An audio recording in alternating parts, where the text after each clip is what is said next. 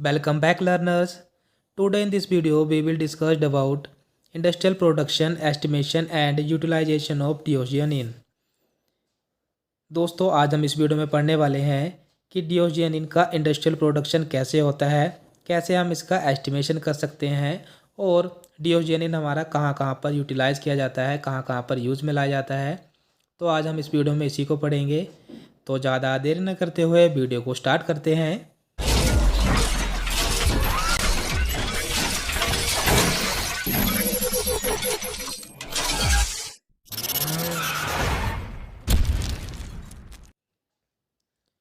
तो सबसे पहले हम डिओक्सियनिन का थोड़ा सा इंट्रोडक्शन देख लेते हैं।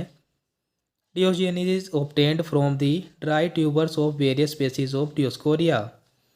मीन्स जो डिओक्सियनिन है ये हमारा सूखे ट्यूबर यानी जो कंद होता है उससे लिया जाता है और ये डियोस्कोरिया की डिफरेंट डिफरेंट स्पीसीज से लिया जाता है। जो डियोस्कोरिया की हमारी डिफरेंट स्पीसीज़ हैं वो देख लेते हैं। जैसे कि जो प्लांट होता है डियोस्कोरिया डेल्टोइडिया, डियोस्कोरिया प्रेजेरी, डियोस्कोरिया फ्लोरिबंडा। तो ये हमारी डिफरेंट स्पीसीज़ है डियोस्कोरिया की जहाँ से हम ऑब्टेंड कर सकते हैं डिओक्सियनिन को। बिलोंगिंग टू फैमिली डियोस्कोरेसी, यानी कि जो हमारे ये प्लांट हैं ये किसकी फैमिली से बिलोंग करते हैं, ये बिलोंग करते हैं हमारे डियोस्कोरेसी फैमिली से। तो यहाँ पर हमारे डिओक्सियनिन का एक स्ट्रक्चर दिया हुआ है, इसकी बनावट दी हुई है। तो इसको आप ध्यान से देखिए और अपने एग्ज़ाम में अच्छे से इसको बनाना। अब हम देख लेते हैं इंडस्ट्रियल प्रोडक्शन हमारे डिओक्सियनिन की।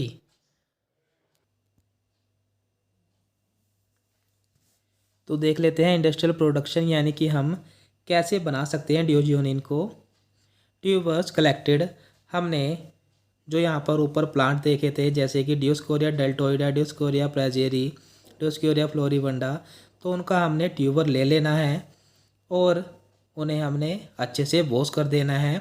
वॉश करने के बाद हमें उसे सुखा लेना है और सुखाने के बाद एक्सट्रैक्टेड विद हॉट वाटर और 90% इथेनॉल फॉर 6 आवर। फिर हमें क्या करना है, एक्सट्रैक्ट करना है हमें हॉट वाटर के साथ जो हमने ड्राई पाउडर लिया है, या हम उसमें 90% इथेनॉल यूज़ करेंगे और एक्सट्रैक्ट करना है हमने वो भी 6 घंटे के लिए। फिर हमारे पास एक अल्कोहलिक एक्सट्रैक्ट आ जाएगा, कंसनट्रेट अंडर वैक्यूम। फिर हमारे पास जो अल्कोहलिक एक्सट्रैक्ट आया है उसे हमने कंसनट्रेट करना है यानी कि उसे प्योर फॉर्म में ला लेना है, वो भी वैक्यूम के अंदर। वैक्यूम एक ऐसी जगह होती है जहाँ पर हवा भी नहीं होती है, फुली एम्प्टी जो स्पेस होता है उसे हम कहते हैं वैक्यूम। फिर हमें कंसनट्रेट करने के बाद उसे हमें फ़िल्टर कर लेना है सॉल्यूशन को। फ़िल्टर करने के बाद फिल्ट्रेट प्लस सॉल्वेंट ईथर और लेड एसीटेट सॉल्यूशन। फिर हमने जो फ़िल्टर किया है, जो हमारे पास फिल्ट्रेट आया है यानी कि जो छानने के बाद जो हमारे पास नीचे आया है उसे हम कहते हैं फिल्ट्रेट। उसमें हमने सॉल्वेंट ऐड कर देना है, वो भी ईथर या लेड एसीटेट। फिर हाइड्रोलिसिस बाय एसिड। फिर हमारे पास जो वहाँ पर सॉल्यूशन आया है उस सॉल्यूशन में से हमने हाइड्रोलिसिस कर देनी है यानी कि वाटर को रिमूव कर देना है, वो भी एसिड की मदद से। नेक्स्ट स्टेप देख लेते हैं आगे हम।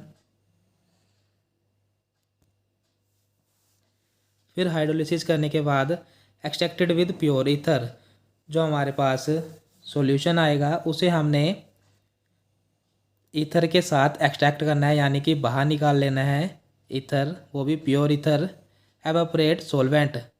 फिर जो हमारे पास सॉल्यूशन आया है उसमें से हमने सॉल्वेंट को रिमूव कर देना है। सॉल्वेंट क्या है हमारा यहाँ पे लेड एसीटेट और ईथर, उसे हमें रिमूव कर देना है।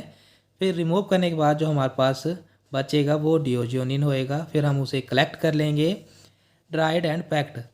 कलेक्ट करने के बाद हम उसे सुखा लेंगे। जो हमारे पास यील्ड आया है यानी हमारे पास जो प्रोडक्ट आया है उसे हम सुखा लेंगे, फिर हम उसे पैक कर देंगे, डिओक्सियनिन हमारे पास आ जाएगा। तो ये थी हमारी इंडस्ट्रियल प्रोडक्शन। अब हम देख लेते हैं एस्टिमेशन कैसे कर सकते हैं। एस्टिमेट बाय टीएलसी यानी कि थिन लेयर क्रोमेटोग्राफी के द्वारा हम इसका एस्टिमेट करेंगे। और वो कैसे कैसे करेंगे वो देख लेते हैं। मिक्सचर ऑफ क्लोरोफॉर्म इथेनॉल 95:5 और chloroform acetone 3:1 is the solvent system. Means हमने TLC जो यूज़ करी है उसमें हमने सॉल्वेंट सिस्टम क्या रखना है, यानी कि जिसकी क्वांटिटी ज़्यादा होएगी वो क्या होएगा। यहाँ पे हम दो सॉल्यूशन यूज़ कर सकते हैं। फर्स्ट क्लोरोफॉर्म और इथेनॉल यूज़ कर सकते हैं जिनकी रेशो होएगी 95:5, यानी कि 95% हमारा क्लोरोफॉर्म होएगा और 5% हमारा इथेनॉल होएगा। और सेकंड हम इसमें यूज़ कर सकते हैं क्लोरोफॉर्म और एसीटोन, और उनका रेशो क्या रहेगा 3:1। Silica gel plates are used as stationary phase, और हमने सिलिका जेल प्लेट बनानी है सिलिका का यूज़ करने के बाद, और वो हम यूज़ करेंगे स्टेशनरी फेज की तरह।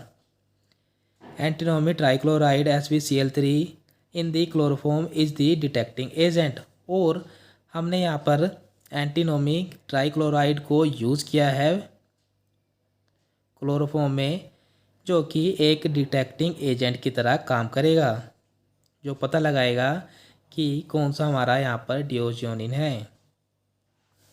अब हम इसके यूजेस देख लेते हैं। Used as a precursor for steroidal synthesis, यानी कि स्टेरॉयडल सिंथेसिस में जो हमारा डिओजियोनिन है ये प्रिकर्सर की तरह यूज़ में लाया जाता है, यानी कि जो रिएक्शन को स्टार्ट कराता है उसकी तरह ये यूज़ में लाया जाता है। Used in synthesis of sex hormone, और जो हमारा डिओजियोनिन है ये सेक्स हार्मोन की सिंथेसिस में यूज़ में लाया जाता है। तो दोस्तों ये था हमारा industrial production, estimation and utilisation of diosgenin. आशा करता हूँ कि आपको ये इंडस्ट्रियल प्रोडक्शन, एस्टिमेशन और इसके यूजेस समझ में आए होंगे। So thank you for watching.